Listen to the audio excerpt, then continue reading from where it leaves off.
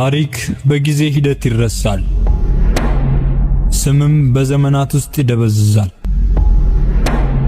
ነገር ግን በእግዚአብሔር ፊት የከበሩ ቅዱሳን ዝክራቸው ለዘላለም ሕያው ነው። ዛሬ ወደ መካነ ቅዱሳን ደብረ ሊባኖስ እንጓዛለን። ይህ ስፍራ የታላቅ ቃል ኪዳን፣ የተአምራትና የሰማያዊ ክብር መገለጫ ነው። ግንቦት 12 ቀን ዓለምን የናቁት፣ ስለ ሃይማኖት የተንገላቱት፣ በ7 ዓመት ቁመት አገዳ እግራቸው እስኪሰበር ድረስ በጸሎት የቆሙት የኢትዮጵያዊው ጻድቅ አቡነ ተክለ ሃይማኖት ቅዱስ አጽማቸው ከተቀበረበት ዋሻ ወደ አዲሱ ቤተክርስቲያን የፈለሰበት ታላቅ ዕለት ነው። ይህ ታሪክ ብቻ አይደለም፣ የቃል ኪዳን ፍጻሜ እንጂ።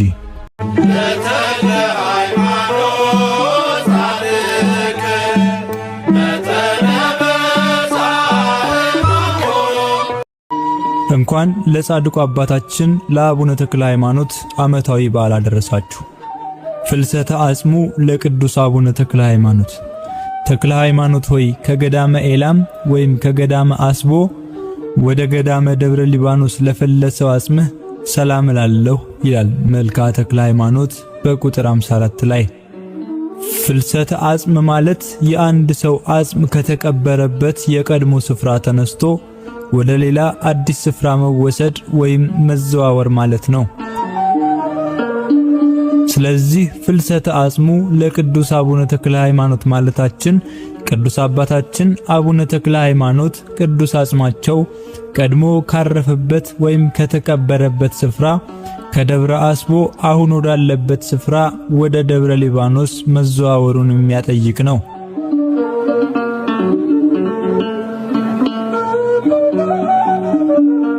አባታችን ቅዱስ ተክለ ሃይማኖት የመጨረሻ ሕይወታቸውን በገድል በትሩፋት ሆነው በፍጹም ምናኔና ተባህቶ በማሳለፋቸው በሞት ከማረፋቸው በፊት ፈጣሪያችን አምላካችን ኢየሱስ ክርስቶስ ተገልጦላቸዋል። ስለ ቀናች ሃይማኖትን ለማስተማር መላዋን ኢትዮጵያ ስለመዞርህ፣ ከአረማውያን ሕዝብ ጋር በሃይማኖት ስትታገል ደምህን ስለማፍሰስህ፣ ወደ ኢየሩሳሌም ወርደህ ልዩ ልዩ ቅዱሳን ቦታዎች ስለመሳለምህ፣ በ7 ዓመታት ቁመት የአንዱ አገዳ እግርህ ስለመሰበሩ፣ ስለ ብዙ ጾም፣ ጸሎት፣ ስግደትህ፣ ስለ ልብህ ንጽሕናና ቅድስና በማለት የሕይወት አክሊላትን አቀዳጅቷቸዋል። ታላቅ ቃል ኪዳንም ገብቶላቸዋል። በመጨረሻም ስጋቸው ወዴት ይቀበር ዘንድ እንዲህ ሲል ነግሯቸዋል።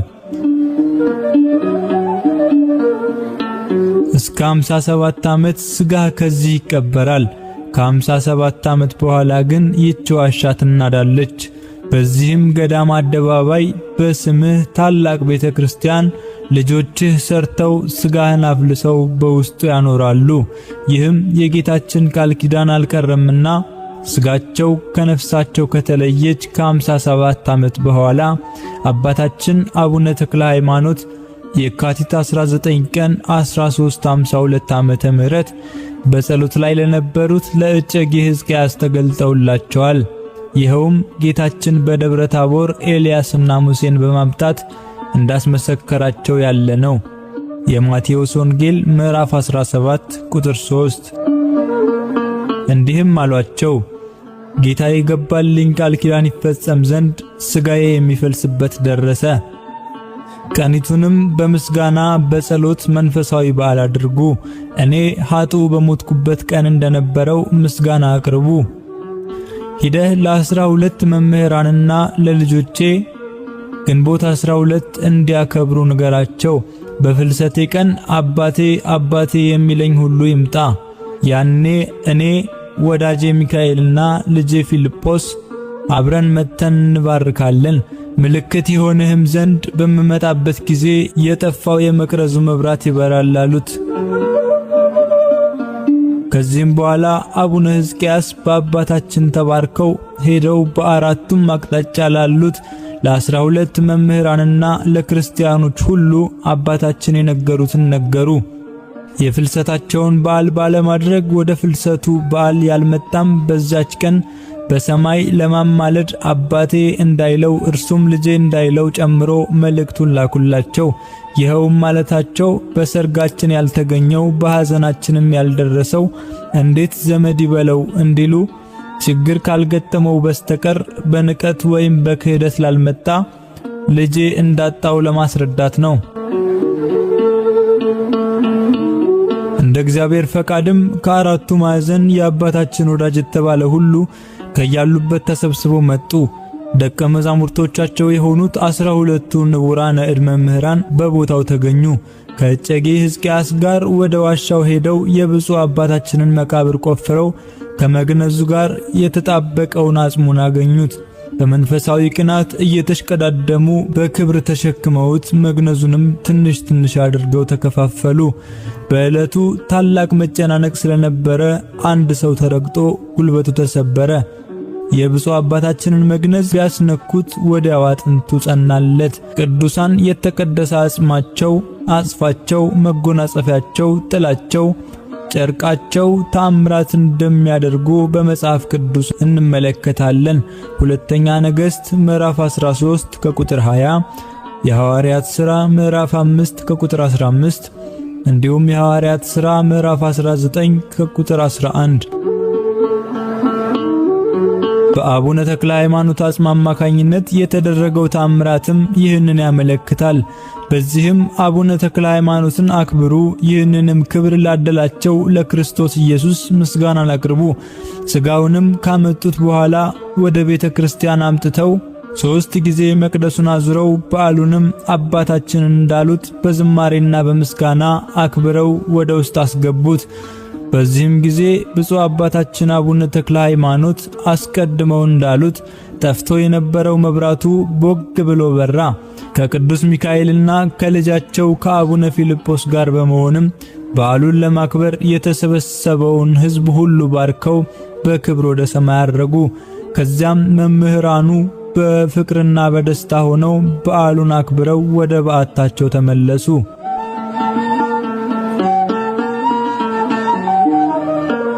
ይህ በየዓመቱ የሚታሰበውና የሚከበረው የዮፍታሔ ልጅ ሰውነቷ ለእግዚአብሔር ብፅዓቷ ሆኖ ተሰጥቶ ስለተሰዋች ለእስራኤል በየዓመቱ በሐዘን መታሰቢያ ቀን ያደርጉለት እንደነበረ ያለ ነው።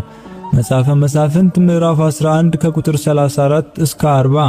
እንግዲህ ይህ ቅዳሴ አጽማቸው የፈለሰበትን ዕለት ግንቦት 12 ቀን የቻልን ደብረ ሊባኖስ ተገኝተን ያልቻልን ደግሞ በአቅራቢያችን ወዳለው ስማቸው ወደሚጠራበት ቤተክርስቲያን ሄደን እንዘክረዋለን። እኛም ኦርቶዶክሳውያን ክርስቲያኖች ከመምህራኖቻችን በወረስነው ሥርዓት መሰረት ሐዋርያው ተክለ ሃይማኖትን እናከብራለን።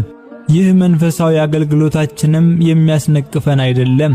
በእምነት የሚደረግ ነገር ሁሉ የሚጠቅም እንጂ የሚጎዳ አይደለምና።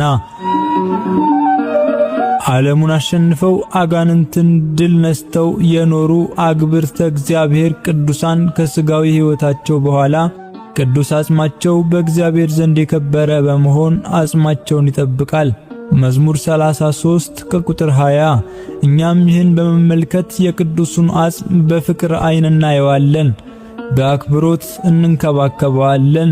ፍልሰተ አጽም፣ ስባረ አጽም፣ ዝሮተ አጽም እያልን እንዘክረዋለን። እንዲህም እያልን ለአባታችን እንዘምራለን።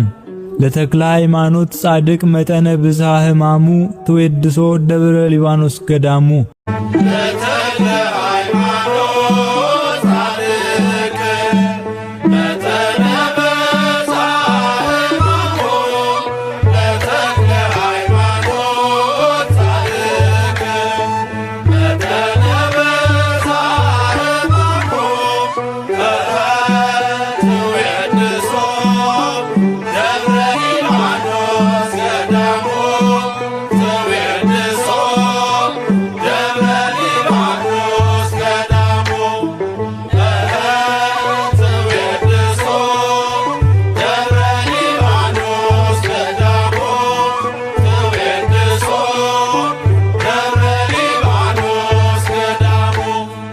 ምና አድባራት ኩሎን ዘተለዓለት በስሙ ኢየሱስ ክርስቶስ እንተቀደሳ በደሙ እስመ በውስቴታ ተገብረ ፍልሰተ ሥጋሁ ወአጽሙ።